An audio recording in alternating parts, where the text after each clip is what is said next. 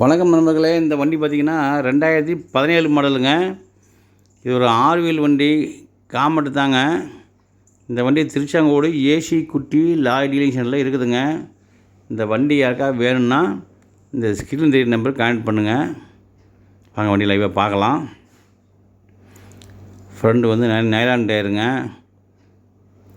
Bag எல்லாம் வந்து பார்த்திங்கன்னா 4 டயர் ரேடியல் டயர் தாங்க.